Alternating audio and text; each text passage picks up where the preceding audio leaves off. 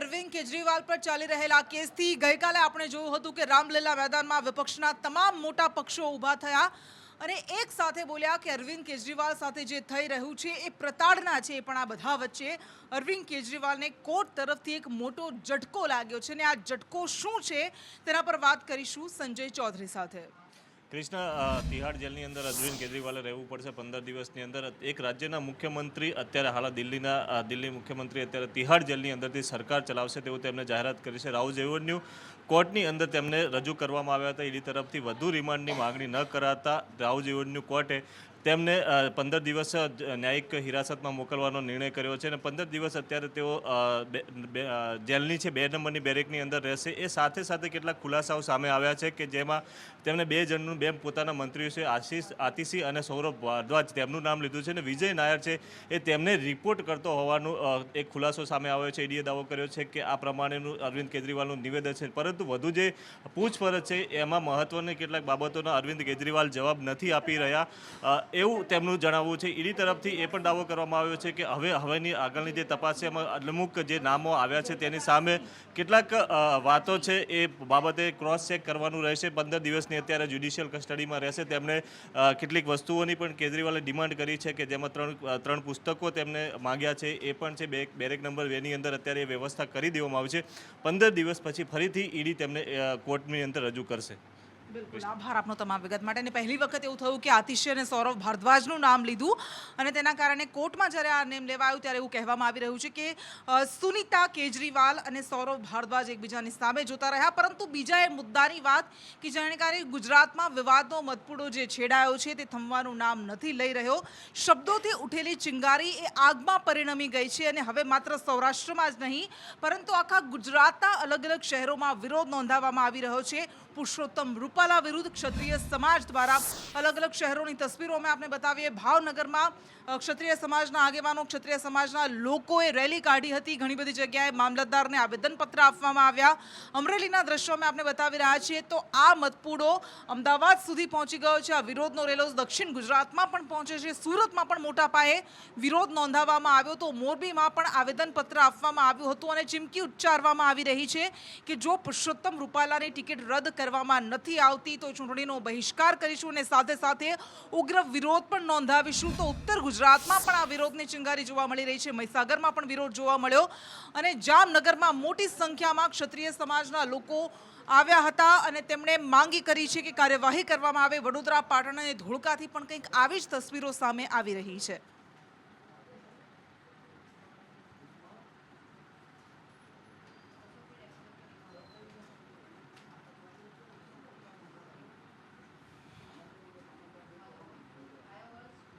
અને પુરુષોત્તમ રૂપાલાના નિવેદનથી આ જે મતપૂડો છેડાયો છે તેને ડામવા માટે ઘણી કોશિશ કરવામાં આવી રહી છે। આપણને ખબર છે કે 2 દિવસ પહેલાં ગોંડલમાં એક મહાસભાનું આયોજન કરવામાં આવ્યું હતું જેમાં ભાજપના નેતાઓ ઉપસ્થિત હતા, પૂર્વ ધારાસભ્ય ત્યાં હાજર હતા જયરાજસિંહ જાડેજા, પરંતુ ભાવનગરના યુવરાજ જયવીરરાજસિંહ જાડેજાનું નિવેદન આજે સામે આવ્યું છે। જયવીરરાજસિંહે કહ્યું છે કે ત્યાં ગોંડલમાં માત્ર હાજર હતા તે ભાજપના જ નેતાઓ હતા।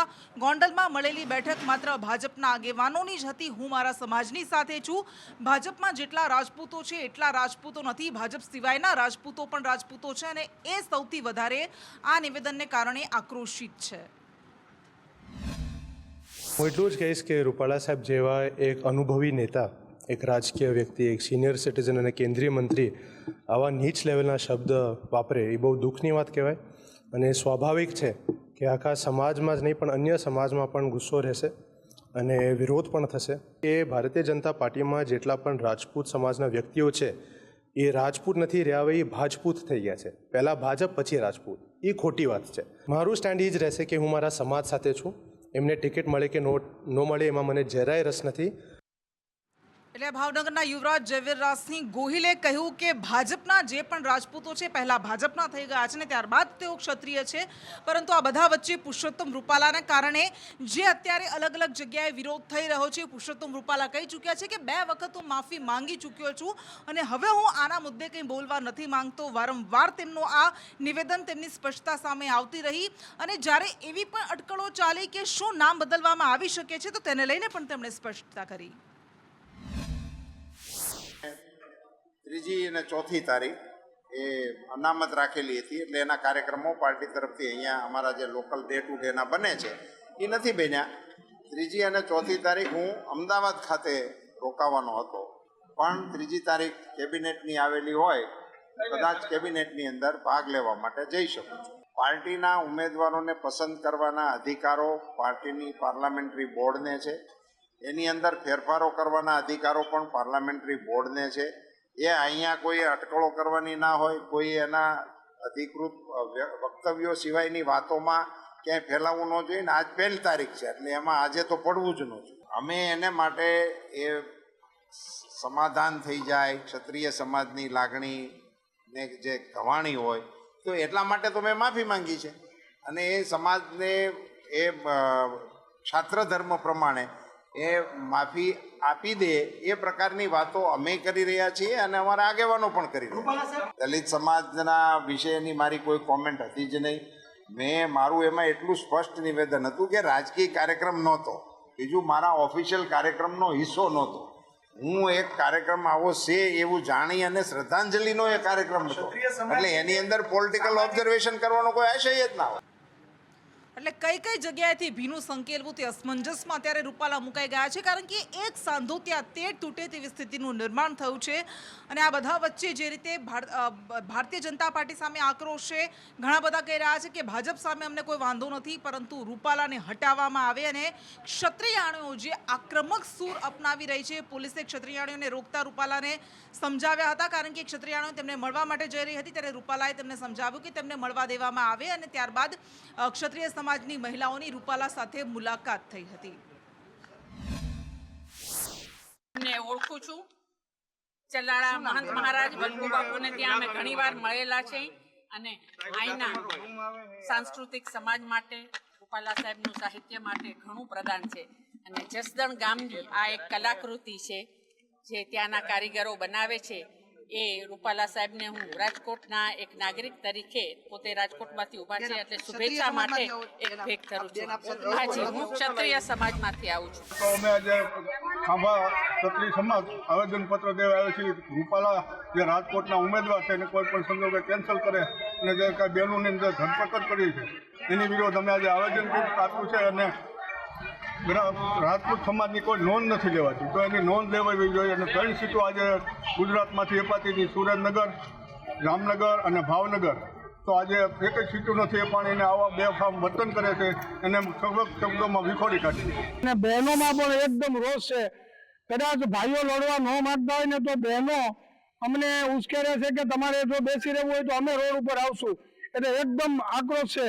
આ વાત ન્યા કરવાનો કોઈ અર્થ જ નહોતો. ન્યા રાજપૂતોને નીચા દેખાડી અને અન્ય કોમને રાજી કરવા માટે થઈને આવી ટિપ્પણી કરવી, આ જરા પણ વ્યાજબી નથી. એના હિસાબે સમગ્ર ક્ષત્રિય સમાજમાં ખૂબ જ આક્રોશ છે. અને એના અનુસંધાને અમે ગામડેથી તાલુકે જિલ્લા લેવલે આવેદનપત્રો આપવાના છીએ. રાજકોટની અંદર પુરુષોત્તમ રૂપાલાએ જે રીતના નિવેદન આપ્યું છે, ક્ષત્રિય સમાજમાં રોષ ભરાયો છે, ત્યારે રાજ્યભરમાં ક્ષત્રિય સમાજ દ્વારા રોષ વ્યક્ત કરવામાં આવ્યો છે અને ઠેર ઠેર આવેદનપત્ર આપવામાં આવી રહ્યું છે. ત્યારે સુરતમાં પણ આવેદનપત્ર આપવામાં આવી રહ્યું છે. પરસોત્તમ રૂપાલા દ્વારા નિવેદન આપવામાં આવ્યું છે બેટી રોટીનું, એ તદ્દન ખોટું છે. અને એના વિરુદ્ધમાં અમે અમારા સ્વાભિમાન ખાતર કલેક્ટર કચેરી સાથે અમે આવેદનપત્ર આપવા માટે આવ્યા છીએ. લોકસભાના ઉમેદવાર પરસોત્તમ રૂપાલા દ્વારા એક જાહેર સભામાં એવું કહેવામાં આવ્યું હતું કે રાજપૂત સમાજે રોટી બેટીનો વ્યવહાર કર્યો છે, અંગ્રેજોની સાથે અમારી સરખામણી કરવામાં આવી છે.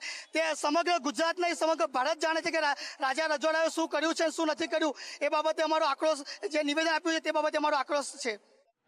અને કદાચ પહેલી વાર છે લાંબા સમય પછી કે જ્યારે ભારતીય જનતા પાર્ટીમાં આવી રીતે આંતરિક કકળાટ અલગ અલગ જગ્યાએથી સામે આવી રહ્યું છે. ઉત્તર ગુજરાત હોય, દક્ષિણ ગુજરાત હોય કે પછી હોય સૌરાષ્ટ્ર, અમરેલીમાં થોડા દિવસ પહેલાં જ, 2 દિવસ પહેલાં જ ભાજપના 2 જૂથના કાર્યકર્તાઓ આમને સામને આવી ગયા હતા, મારામારી થઈ હતી. અને પહેલી વખત ભારતીય જનતા પાર્ટીમાં શિસ્તના લીરે લીરા આવી રીતે ઉડ્યા હોય જાહેરમાં તેવું દેખાયું હતું. જોકે આ વિવાદ બાદ હવે ભાજપમાં સબ સલામતના દાવા કરવામાં આવી રહ્યા છે, કારણ કે હગુભા જાડેજાની ડેમેજ કંટ્રોલની બેઠક બાદ ભાજપના તમામ મોટા નેતાઓ એક સાથે દેખાયા.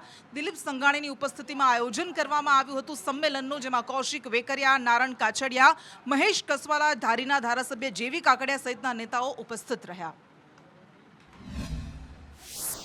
થઈ ચૂકી છે. ભરતભાઈ સુતરિયા ભારતીય જનતા પાર્ટીના ઉમેદવારના સમર્થનમાં ધારી બગસરા ખાંભા વિસ્તારના કાર્યકર્તાઓનું સંમેલન આજે યોજાયું. આપ આ માહોલને જોઈ શકો છો. દ્રશ્યમાન થાય છે કે જે પ્રકારે કાર્યકર્તાઓમાં ઉત્સાહ છે.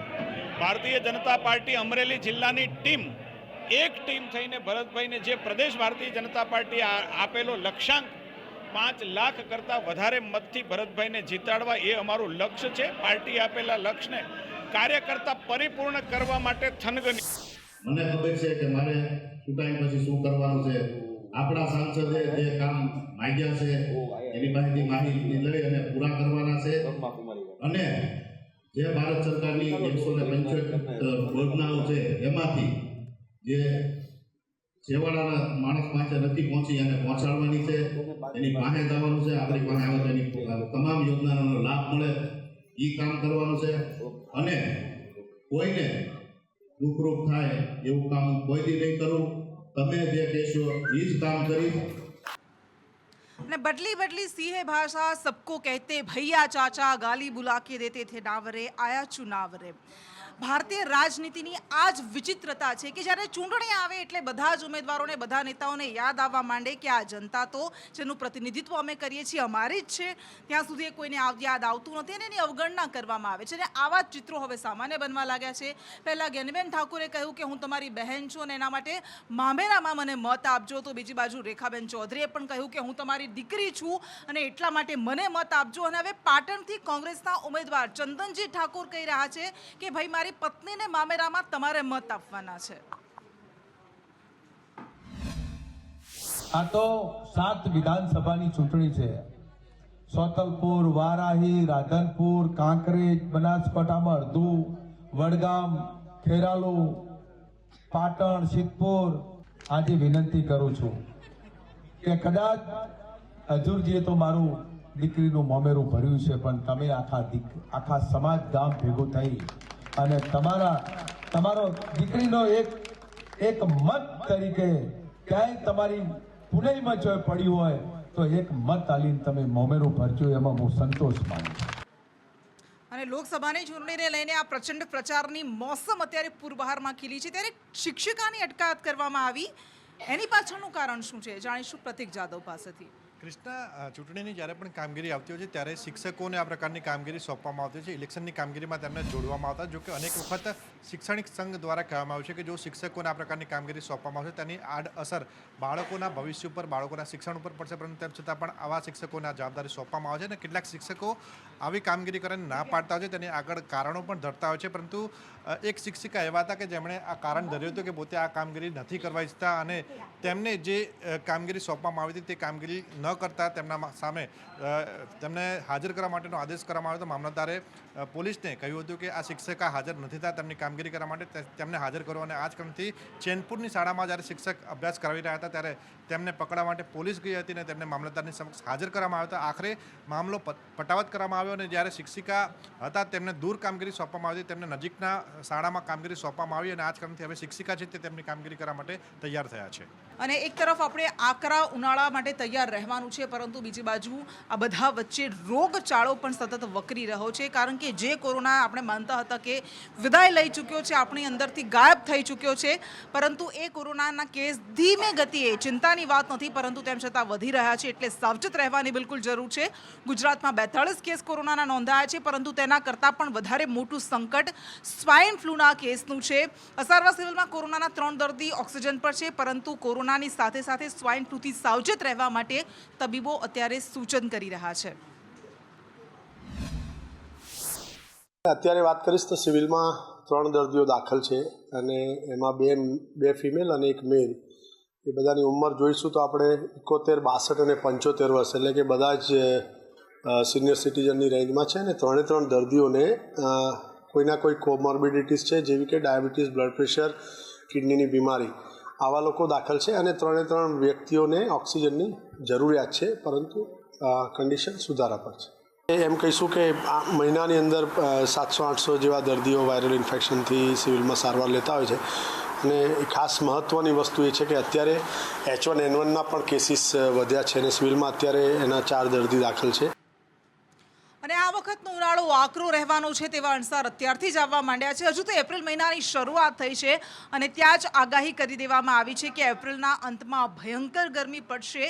એપ્રિલના અંતમાં ગરમીનું જોર વધશે. આગામી 5 દિવસ માટે ગરમી સ્થિર રહેશે. 40-41 ડિગ્રી અત્યારે તાપમાનનો પારો નોંધાઈ રહ્યો છે, પરંતુ એપ્રિલનો અંત જેમ જેમ આવશે તેમ આ તાપમાનનો પારો હજુ પણ ઊંચકાશે. बात करें अधिकतम तापमान की तो अगले 2 हफ्ते अप्रैल के पहला हफ्ता और दूसरा हफ्ता, पहले हफ्ते में जो है तापमान ऑलमोस्ट नॉर्मल से बिलो नॉर्मल 1 डिग्री रहने की संभावना है. दूसरे हफ्ते में भी तापमान जो है गुजरात रीजन में normal to below normal 1 degree जो है रहने की संभावना है. सौराष्ट्र कच्छ में तापमान जो है 1 डिग्री नॉर्मल से ऊपर हो सकता है.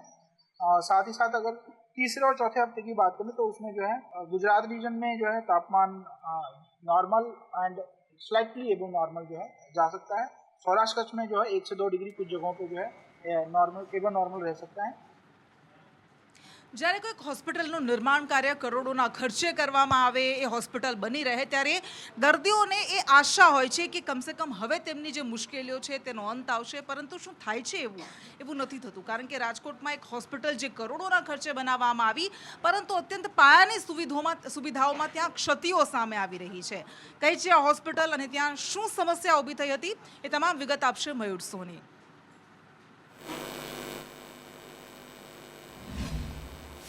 ક્રિષ્ના, રાજકોટની સૌથી મોંઘી જનાના હોસ્પિટલ છે. 1000 કરોડ કરતાં વધારાના ખર્ચે તેનું નિર્માણ થયું હતું. વડાપ્રધાને ખુદે તેને લોકાર્પણ કરી હતી, પરંતુ એક બાદ એક ખામીઓ છે તે સામે આવી રહી છે.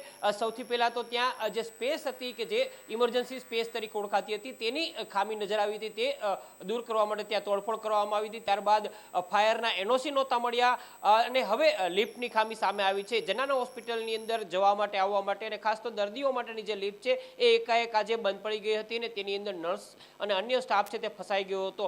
મહા મુસીબત બાદ આ નર્સિંગ સ્ટાફ છે તેને બહાર કાઢવામાં આવ્યો હતો અને જે આ દ્રશ્યો છે તેના ઉપરથી જોઈ શકાય છે કે જો આ નર્સિંગ સ્ટાફને બહાર ન કાઢવામાં આવ્યો હોત તો મોટી દુર્ઘટના પણ આ જનાના હોસ્પિટલની અંદર સર્જાઈ જાય. અવારનવાર અહીંયા લિફ્ટ બંધ થઈ જતીઓની ફરિયાદ છે તે સ્થાનિક સ્ટાફ દ્વારા કરવામાં આવી છે, પરંતુ કહી શકાય કે લોકાર્પણ બાદ પણ અહીંયા જે યોગ્ય મેનેજમેન્ટ હોય તે થતું નથી. એટલે 1000 કરોડ રૂપિયાનો ખર્ચ થવા છતાં પણ અહીંયા જે પાયાની સુવિધાઓ હોવી જોઈએ એ અત્યારે જોવા નથી મળી રહી.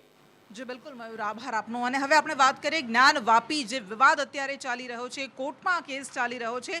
થોડા દિવસ પહેલા એ પરવાનગી આપવામાં આવી હતી કે મંદિર પક્ષના લોકો પૂજા અર્ચના કરી શકશે, પરંતુ મસ્જિદ પક્ષના લોકોએ આ જે આદેશ આપવામાં આવ્યો હતો તેને લઈને પણ કોર્ટમાં અરજી કરી, પણ કોર્ટે તેમાં શું કહ્યું છે હવે તેને લઈને વિગત આપશે ધવલ માંકડિયા.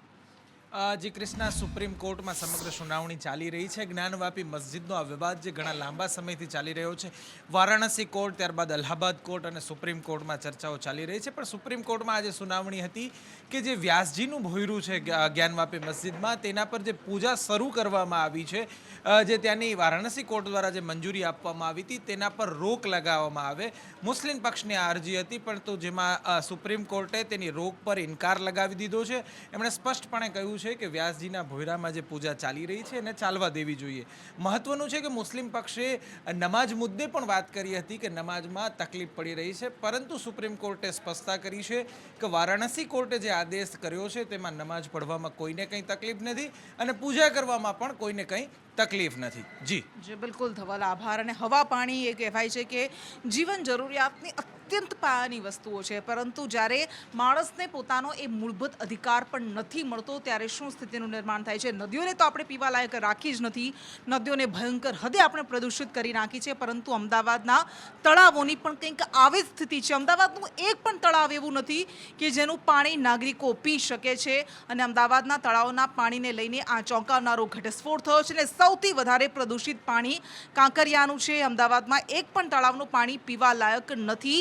કરોડોના ખર્ચે આ તળાવોનું નિર્માણ કરવામાં આવે છે, રિનોવેશન કરવામાં આવે છે, નવીનીકરણ કરવામાં આવે છે, પરંતુ વાસ્તવમાં તેની શું સ્થિતિ છે અને જ્યારે એ પાણી પીવા લાયક નથી, કેટલું પ્રદૂષિત હશે. ગુજરાત યુનિવર્સિટીના વિદ્યાર્થીઓના સંશોધનમાં આ ચોંકાવનારા તારણ સામે આવ્યા છે, તો તેમાં જીવ સૃષ્ટિ કેવી રીતે પાંગરી શકે તે પણ એક સૌથી મોટો સવાલ છે. અમદાવાદના 23 તળાવના પાણી પર આ સંશોધન કરવામાં આવ્યું હતું. અલગ અલગ 18 પેરામીટરને ધ્યાનમાં લેવામાં આવ્યા હતા અને તેમાં આ અત્યંત ગંભીર પરંતુ ચોંકાવનારો ઘટસ્ફોટ સામે આવ્યો છે કે એક પણ તળાવ અમદાવાદનું એવું નથી કે જેનો પાણીનો ઉપયોગ પીવા માટે અમદાવાદના નાગરિકો કરી શકે છે. તો તળાવોના પાણીને લઈને આ જે એક અત્યંત ચિંતાજનક સમાચાર સામે આવી રહ્યા છે, કારણ કે સાબરમતી નદીની જે આપણે હાલત કરી નાખી છે, હાઈકોર્ટ વારંવાર તેને લઈને સરકાર અને પ્રશાસન સામે લતાડ લગાવતી રહે છે અને ફટકાર લગાવતી રહે છે, પરંતુ તળાવોની સ્થિતિ પણ નદીઓ કરતાં કંઈ સારી નથી. એમ કહી શકાય કે એના કરતાં અલબત્ત વધારે બદતર થઈ ગઈ છે. અમદાવાદના 23 તળાવના પાણી પર સંશોધન કરવામાં આવ્યું હતું. ગુજરાત યુનિવર્સિટીના વિદ્યાર્થીઓ દ્વારા અલગ અલગ પેરામીટર્સને ધ્યાનમાં રાખીને તેના પર રિસર્ચ કરવામાં આવ્યું અને તેમાં આ ચોંકાવનારું સંશોધન પરિણામ સામે આવ્યું છે કે અમદાવાદનું તમામ તળાવ અમદાવાદના અત્યંત ભયંકર રીતે પ્રદૂષિત છે. તેનું પાણી ખૂબ જ ખરાબ છે અને એક પણ પાણી એવું નથી, એની ગુણવત્તા એવી નથી કે જેને ઉપયોગમાં લઈ શકાય છે. પીવા માટે તેને ઉપયોગમાં લઈ શકાય એવું એક પણ તળાવનું પાણી સામે નથી આવ્યું અને તેમાં સૌથી વધારે ખરાબ હાલત કાંકરિયા તળાવની છે. કાંકરિયા તળાવનું પાણી સૌથી વધુ પ્રદૂષિત છે, કારણ કે જળ સંસાધનો આપણે કેવી રીતે તેનું શોષણ કરી રહ્યા છે, કેવી રીતે તેની સ્થિતિ બગાડી રહ્યા છે, તેના એક બાદ એક રિપોર્ટ સામે આવતા રહે છે અને તેમાં આ વધુ એક રિપોર્ટ. ગુજરાત યુનિવર્સિટીના કેમિસ્ટ્રી વિભાગના વિદ્યાર્થીઓ દ્વારા અમદાવાદના વિવિધ તળાવોના પાણીનું સર્વે કરવામાં આવ્યું છે. વિદ્યાર્થીઓ આપણી સાથે, તેમની સાથે વાત કરીશું. કયા કયા તળાવોનું પાણી એકત્રીકરણ કરવામાં આવ્યું છે અને શું સર્વે કર્યો છે? આમાં અલગ અલગ 23 તળાવનું સંરક્ષણ કરવામાં આવ્યું છે, જેમાં અલગ અલગ 5 ઝોન છે. North zone, west zone, south zone, north west zone. એમાં અલગ અલગ છે કે બીબી તળાવ છે, મકરબા છે, પછી વટવા તળાવ છે, વસ્ત્રાપુરનું લેક છે, મેમનગર છે. એ રીતે અલગ અલગ 23 તળાવનું સર્વેક્ષણ કરવામાં આવ્યું, જેમાં અલગ અલગ જે ફિઝિકલ પેરામીટર છે, જેમાં 5 પેરામીટર પીએચ, ઇસી, ટીડીએસ, સેલિનિટી, એ બધા છે ઇન સિટુ મેઝર કરવામાં આવે. અને જે કેમિકલ પેરામીટર છે, જે બાકીના 10 પેરામીટર છે, તે અમારી કેમિસ્ટ્રી લેબમાં મેઝર કરવામાં આવેલા છે. અમે જે આ ભાઈએ વાત કરી કે પીએચ, ટીડીએસ, ઇસી, એ બધા પેરામીટર અમે ચેક કર્યા અને પછી અમે વોટર ક્વોલિટી ઇન્ડેક્સ ફાઇન્ડ કરી. વોટર ક્વોલિટી ઇન્ડેક્સ એટલે પાણીનું પ્રમાણ નક્કી કરવાની એક રીત છે, જેમાં આપણને પર્ટિક્યુલરલી કોઈ એક ડિજિટમાં આન્સર મળે 1 થી 100 ની વચ્ચે. અને વોટર ક્વોલિટી ઇન્ડેક્સ પરથી એવું નક્કી થઈ શકે પાણી સારું છે કે ખરાબ. એના પ્રમાણે જ એવું છે કે જો 50 થી નીચે હોય તો પાણી પીવા લાયક આવી શકે, 50 થી 100 ની વચ્ચે ગંદુ પાણી આવે. બટ અમદાવાદના બધા જ તળાવનું પાણી 100 થી વધારે ડિજિટમાં આવી રહ્યું છે. વોરરૂમમાં વાત કરીએ ચળકતી ધાતુની, જે દરરોજ નવા રેકોર્ડ્સ તોડી રહી છે. સોનાનો ભાવ 71,200 પાર પહોંચી ગયો છે ને માત્ર એક જ મહિનામાં 5,400 તેના ભાવ વધ્યા છે. વિગત આપશે મયુર સોની. કૃષ્ણા, દિવાળી બાદ જો વાત કરીએ તો સોનાની અંદર સતત તેજી જોવા મળી રહી છે. 62,000 રૂપિયાના 1 તોલાનો સોનાનો ભાવ 24 કેરેટનો હતો દિવાળી આસપાસ, અને ત્યારબાદ સતત સોનું છે તે આકાશે આંબી રહ્યું છે. અત્યારના જે લેટેસ્ટ હમણાંનો 5 મિનિટ પહેલાનો જો ભાવ કહી શકાય તો 71,000 રૂપિયા અને 550 રૂપિયા રાજકોટ શેરી બજારનો ભાવ છે, અને તે એક નવા જ રેકોર્ડે પહોંચી ચૂક્યું છે. ઉલ્લેખનીય છે કે અઠવાડિયા પહેલા જ સંદેશ ન્યૂઝ સાથે ગોલ્ડ ડીલર એસોસિએશનના અલગ અલગ સોનાના વેપારીઓએ પણ વાત કરી હતી કે સોનું છે તે સતત વધતું રહેશે અને આ તમામ જે ક્રાઇસિસ છે તેની અંદર સોનું જ હંમેશા લોકોને સાથ આપે છે. એટલે લોકોનું જે રોકાણ છે તે સોનાની અંદર થયેલું છે અને હજુ પણ લોકો રોકાણ સોનામાં કરી રહ્યા છે. એક અંદાજ એ પણ લગાવી રહ્યા છે કે આગામી 2 થી 3 વર્ષની અંદર સોનું છે તે 10 ગ્રામે 1 લાખને સ્પર્શે તો નવાઈ પામવા જેવું નહીં રહી.